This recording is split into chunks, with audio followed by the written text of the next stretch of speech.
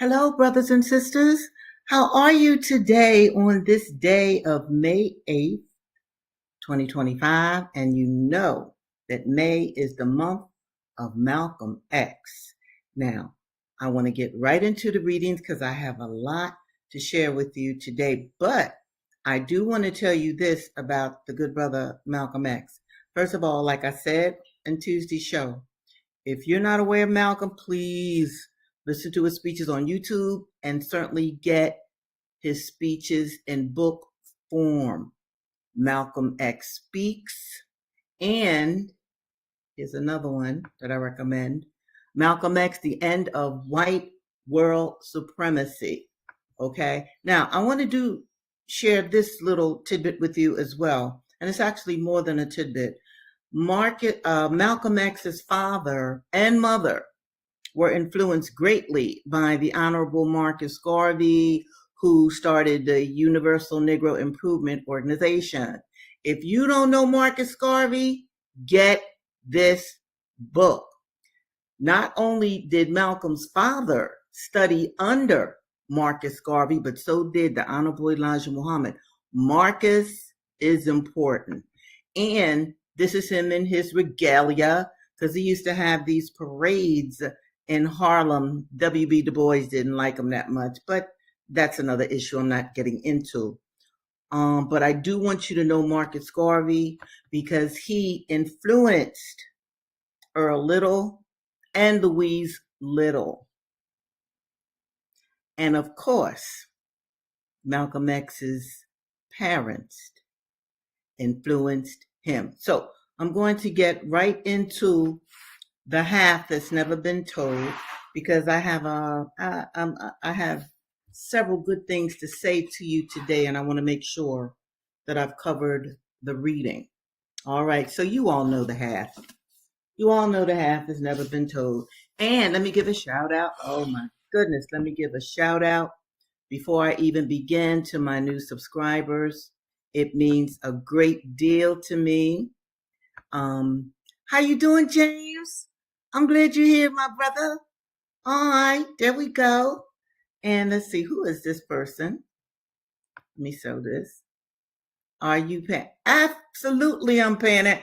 You haven't figured that out yet? You must be a new subscriber.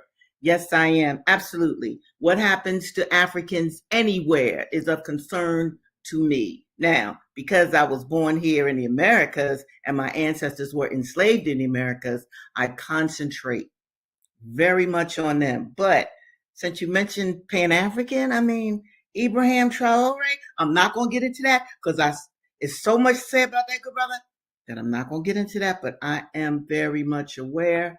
Okay. Good afternoon, Richard Fortune. I am pleased that you are here with me today. Okay. Now, let me get into what happened to all my. Oh, okay. Y'all know I'm new to this YouTube technology. Okay. So whenever I say something or do something that just doesn't make sense, I mean, I'm still learning as we go along. All right. So I'm reading from the half, and this is key because this is about a slave revolt that you may or may not have heard about. All right, here we go. Okay. Charles, remember now, I'm in Louisiana, so I'll be speaking, I'm kind of giving words their due, their Creole, their French, and English. Charles, he was the leader of the rebellion. As a commandeur, would have been selected for charisma, for the strength of mind and body, to impose his will on those who were supposed to follow him, for the intelligence and discretion to know when to push and when to back off from pushing. These qualities probably made him attractive to many women. These qualities also made him well suited to lead a revolt. By Sunday evening, Charles and a few others were traveling under cover of darkness. This is his group. These brothers have gotten together and they've decided they will be slaves no more. Okay, back to the book. They were traveling under cover of darkness. back up the river toward the Andre place. Augustine, one of Trepagnior's slaves, later claimed that he only went with Charles because the commandeur held a gun on him. Perhaps Charles feared that Augustine was a traitor, or perhaps Augustine concocted the gun story to save his own skin. Whatever the case, most of his core group hid in the woods near the Andre place while Charles went back to work under the nose of Manuel Andre and his adult son Gilbert. As the fugitives waited, perhaps they discussed an event they all knew, something about the revolt in the Plain du Nord of Saint Domingue. That revolt had been planned by high status slaves like commandeurs. There too, the leaders had gathered in a nighttime ceremony. I need to say this again. The leaders had gathered in a nighttime ceremony. See, you didn't just go to war. You had to have a ritualistic ceremony that indeed included your involvement in the war because you wanted the god Ogun. I showed you his picture, I think last session, maybe the session before that. Anyway, ceremony is very important. This is also why I have said to you, this is the month of Malcolm, the month of May. Come up with some kind of ceremony for him. Go to any event that you can about him this month. Very important. Okay. There too, the leaders had gathered in a nighttime ceremony, and there the rebels had also relied on amassing a powerful force from the sugar plantations in order to overwhelm the white opposition before it could coalesce. The key of the plotters' 1811 strategy was a march straight on to New Orleans. They apparently believed that they outnumbered whites by enough on the German coast to sweep all before them. German coast, I've talked about that before. Some of the commandeurs and house servants would have understood that 1811 was a particularly propitious moment because of Louisiana's confrontation with Spain on the borders of West Florida, the land from Mobile in Alabama to the north shore of Lake Pontchartrain. The United States claimed that this was actually its property. Governor Claiborne had ordered General Wade Hampton, the same Hampton who had bought Charles Ball in South Carolina, now seeking to gain both glory and access to new land as a recently mobilized officer of the United States Army, to march his troops away from their usual posts in New Orleans and plant the United States flag in West Florida. On January 6, however, someone, whether premature rebels or a runaway, attacked a mail coach. Now, understand this. Attacking a mail coach? An enslaved brother? A runaway attacked a mail coach? Now, we don't have any more information on that. I'm talking to you now. This isn't from the book. But indeed, a black man attacked a mail coach, M-A-I-L. Keep that in mind. That is a rebellious black person. Hearing the news, Claiborne ordered Hampton to delay his scheduled march toward West Florida. Late on Monday, the 7th, he sent another note to Hampton describing what he knew, quote, relative to the movements of the insurgents, end of quote, and ordering Hampton to keep his troops near the city. The sun rose and set on Tuesday, January 8th, upriver behind the Andre barracks. Charles gathered the enslaved people who would follow him. At midnight, they marched to Manuel Andre's front door. They hewed it down with an axe and burst in. They searched for Manuel, the man who called himself their master. His son blocked the way, so they cut the young man down.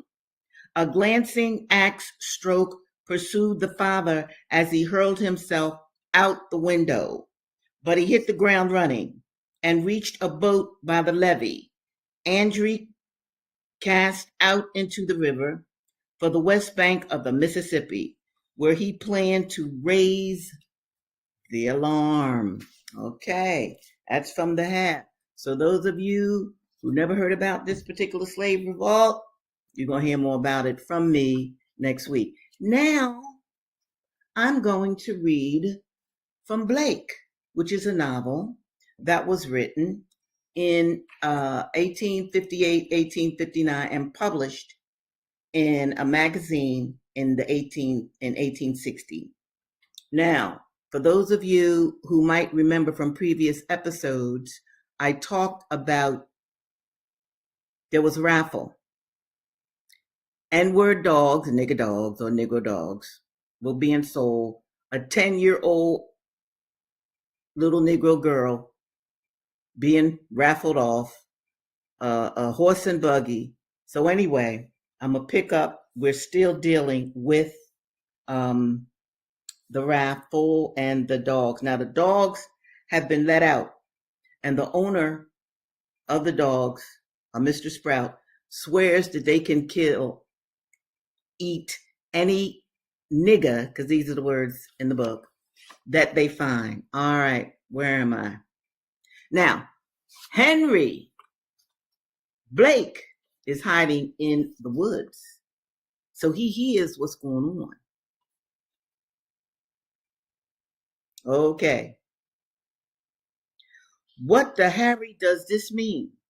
The dogs have ceased to bay, remarked Colonel Sprout. Well, maybe they caught a nigger, replied John Spangler. It might be a Tartar. A Tartar is a Mongol, a person of Turkish descent. And understand all these different kind of people who were here. French, English, Spanish. And now we hear a Tartar. A Tartar is a Mongol. A Tartar is a Turk, replied Ralph Jordan. Maybe a nigger caught them, said the sheriff of the county, who was present to superintend the raffle and receive the proceeds of the reward. What? Exclaimed the old gentleman to enhance the value of the prizes. What? My Caesar, that's his dog, Major, Jowler, and Pup, the best dogs in all Arkansas? A nigger killed him? No, gentlemen. Once let loose and on their trail, and they's not a gang of niggers to be found out at night, they couldn't devour. Them dogs hanged if they didn't eat a nigger quicker as they would swallow a piece of meat. Then they're the dogs for me, replied the sheriff.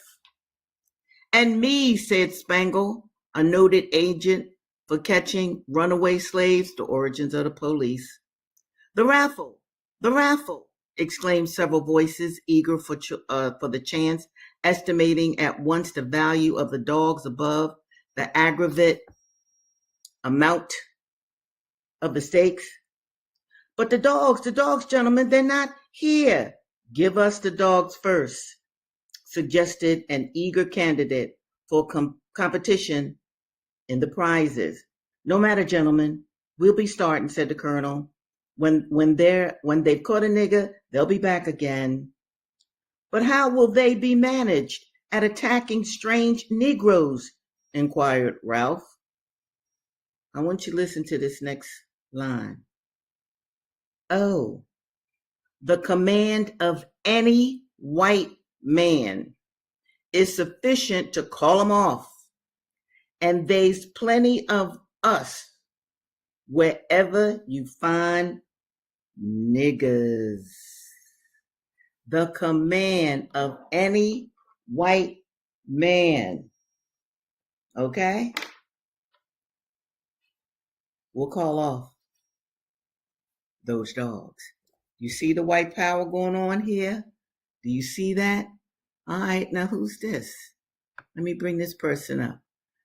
LEB, Grand Rising from Antelope Valley, California. Great.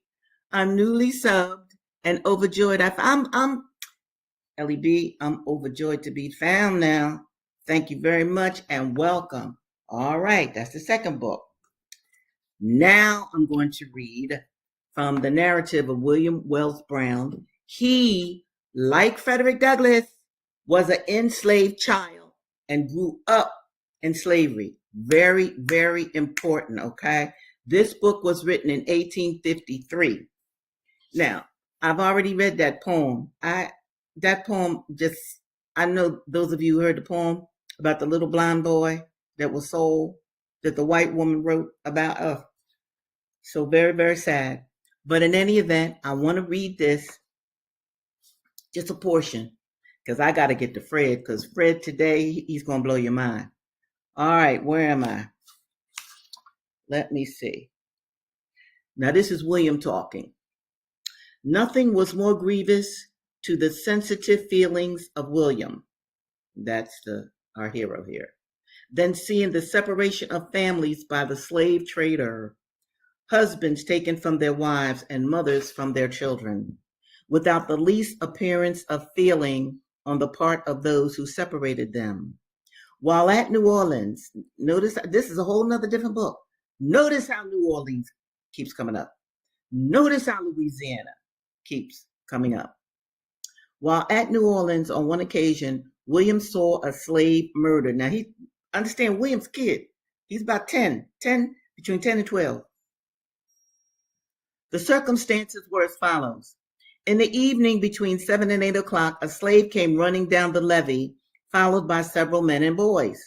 The whites were crying out, "Stop that nigger! Stop that nigger!"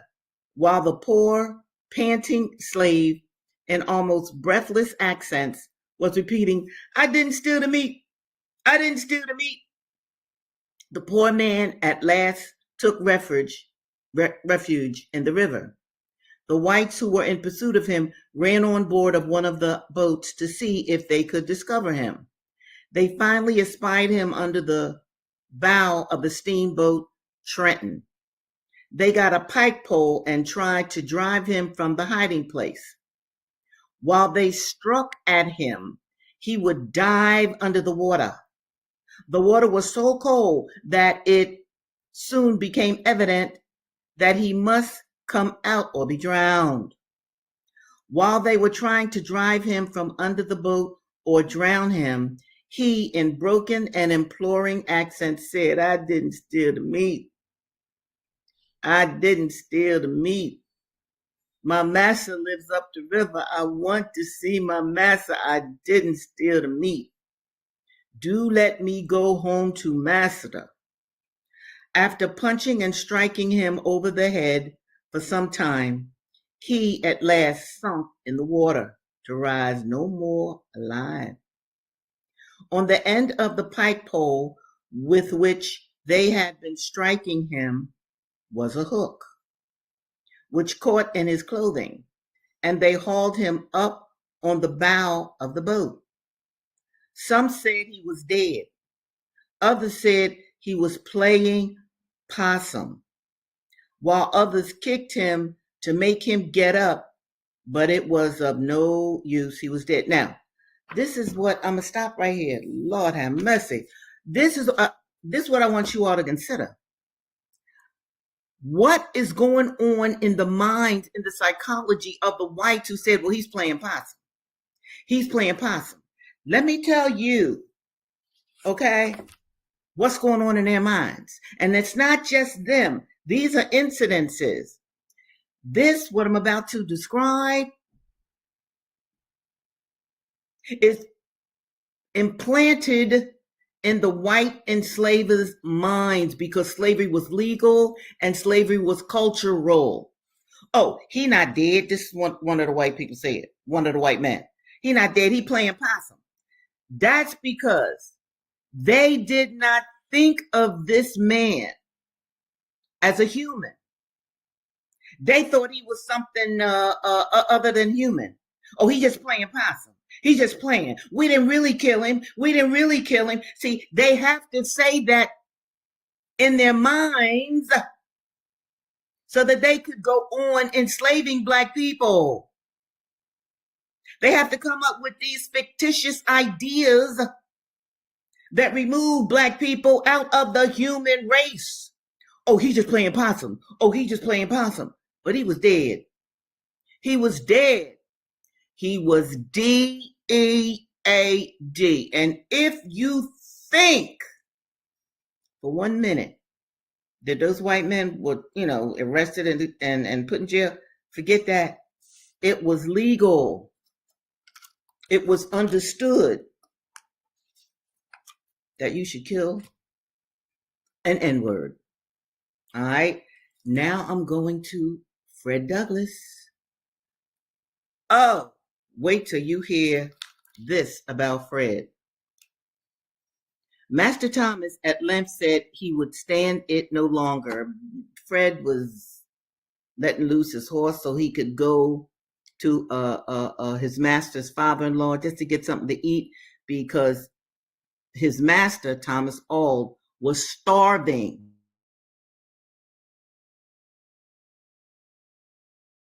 And Fred's sister. So whenever he could get a meal, and he could get a meal from, other enslavers that he knew, he'd go there. So as Master Thomas at length said he would stand it no longer. I had lived with him 9 months, during which time he had given me a number of severe whippings. You hear this? Severe whippings, all to no good purpose. Now, he's not 10 or 12 or whatever. He's about maybe 15 or so. All right. All to no good purpose. He resolved to put me out, as he said, to be broken. Remember that. And for this purpose, he let me for 1 year to a man named Edward Covey. Mr. Covey was a poor man, a farm renter. He rented the place upon which he lived, as also the hands with which he tilled it.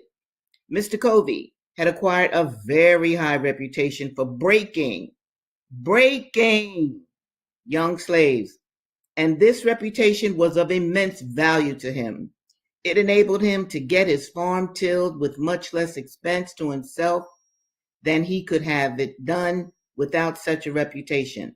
Some slaveholders thought it not much loss to allow Mr. Covey to have their slaves for a year, for the sake of the training to which they would be subjected, without any other compensation.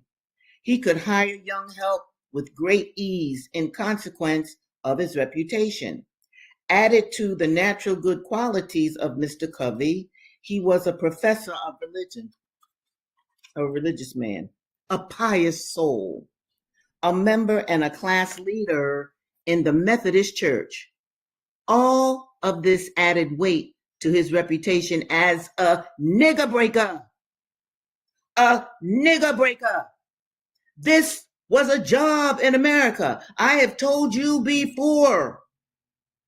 The enslavement of African American people, the Negro, the nigger, that was big business in America.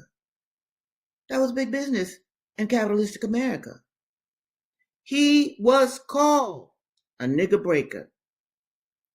I was aware of all the facts, having been made acquainted with them by a young man who had lived there. I nevertheless made the change gladly, for I was sure of getting enough to eat, which is not the smallest consideration to a hungry man.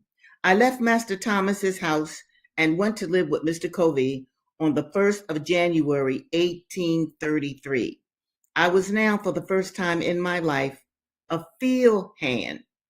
In my new employment, I found myself even more awkward than a country boy appeared to be in a large city. I had been at my new home but 1 week before Mr. Covey gave me a very severe whipping. You hear this, people? Cutting my back, causing the blood to run, and raising ridges on my flesh as large as my little finger. The details of this affair are as follows. Mr. Covey sent me very early in the morning of one of our coldest days in the month of January to the woods to get a load of wood. He gave me a team of unbroken oxen. He told me which was the in-hand ox and which was the off-hand one. He then tied the end of a large rope around the horns of the in-hand ox and gave me the other end of it and told me if the oxen started to run, that I must hold on upon the rope. I had never driven oxen before, and of course, I was very awkward. I, however, succeeded in getting to the edge of the woods with little difficulty. But I had got a very few rods into the woods when the oxen took fright and started full tilt, carrying the cart against trees and over stumps in the most frightful manner. I expected every moment that my brains would be dashed out against the trees. After running thus for a considerable distance, they finally upset the cart, dashing it with great force against a tree, and threw themselves into a dense thicket. How I escaped death, I do not know. There I was entirely alone, in a thick wood, in a place new to me. My cart was upset and shattered. My oxen were entangled among the young trees, and there was none to help me. After a long spell of effort, I succeeded in getting my cart righted, my oxen disentangled, and again yoked to the cart. I now proceeded with my team to the place where I had the day before been chopping wood and loaded my cart pretty heavily, thinking in this way to tame my oxen. I then proceeded on my way home. I had now consumed one half of the day. I got out of the woods safely and now felt out of danger.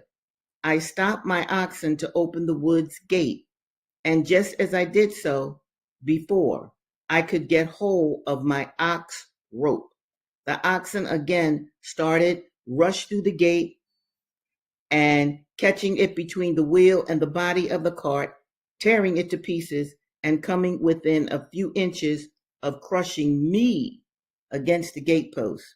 Thus, twice in one short day, I had escaped death by the merest chance. On my return, I told Mr. Covey what had happened and how it happened. He ordered me to return to the woods again immediately. I did so, and he followed on after me. Just as I got into the woods, he came up and told me to stop my cart and that he would teach me how to trifle away my time and break gates. He then went to a large gum tree and with his axe cut 3 large switches. And after trimming them up neatly with his pocket knife, he ordered me to take off my clothes. I made him no answer, but stood with my clothes on. He repeated his order. I still made him no answer, nor did I move to strip myself. Upon this, he rushed at me with the fierceness of a tiger, tore off my clothes, and lashed me till he had worn out his switches, cutting me so savagely as to leave the marks visible for a long time after. This whipping was the first of a number just like it, and for similar offenses. Now, I just want to say this. Why did Mr. Covey tell young Fred to take off his clothes? What's all that about? Now, he told young Fred, take off your clothes, and then he beat him. Now, I often tell you all to share these videos with your children. I want them to honestly know the history of their ancestors in this country.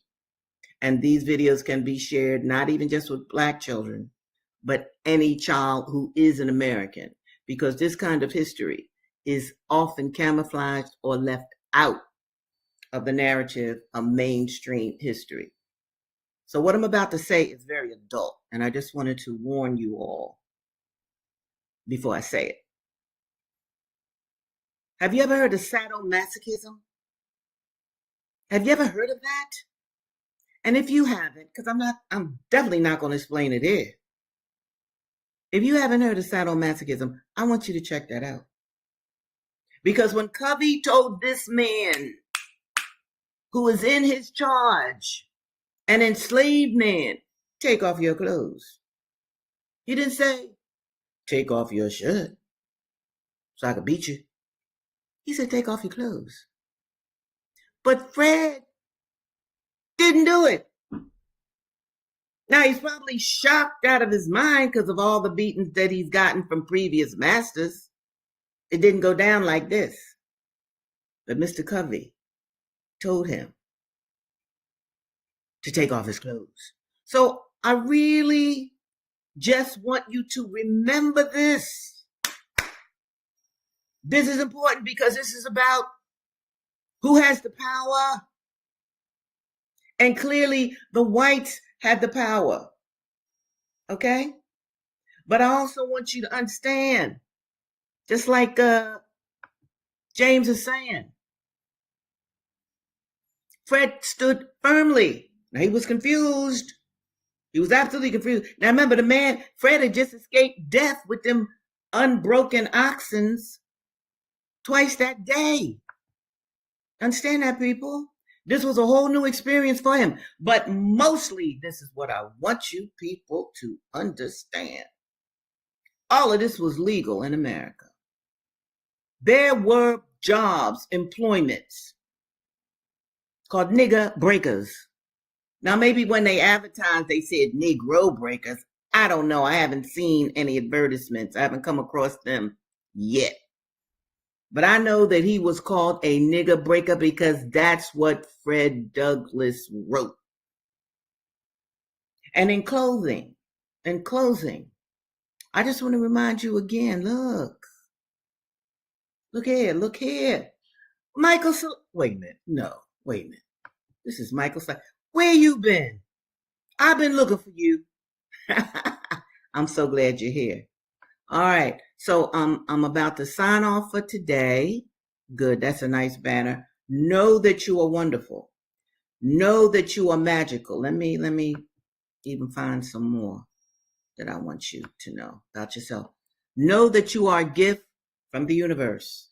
Okay? I know many of you in 2025, you might really feel rather powerless. You know, you might just, because there's so much going on. I'm not going into contemporary times, but you know what I mean. But I want you always to remember, because I believe this from the bottom of my heart. You weren't sent to Earth just to be here, to look good, to buy clothes, to go to the movies, to go to the club, to get high, to what? Look. There is a terrible missing in American culture. And it not only affects Black people, it affects all Americans, and really the ones who were born here. There is a deficiency in our culture. And so I want all of you who may often feel a dis-ease to understand what I'm talking about. Because America was built on the genocide of millions of red nations that had welcomed them Europeans here. And then America was built with the sweat and blood of African descended people. All right, brothers and sisters. I know I'm, a little, whatever you might say. But the point is, I want to make this world, this earth, this America a better place. And I have had the privilege of being with people who actually did. I'm not going to go into that right now. But I just want to say to you, always remember how much you are truly loved by me. And I mean that from the bottom of my heart. Always remember that I pray for you every morning and every evening before I turn into sleep. We have a planet that we have got to keep We have a planet that we have got to change. So I'm doing my part. Now, brothers and sisters, it's been really a joy to be with you today.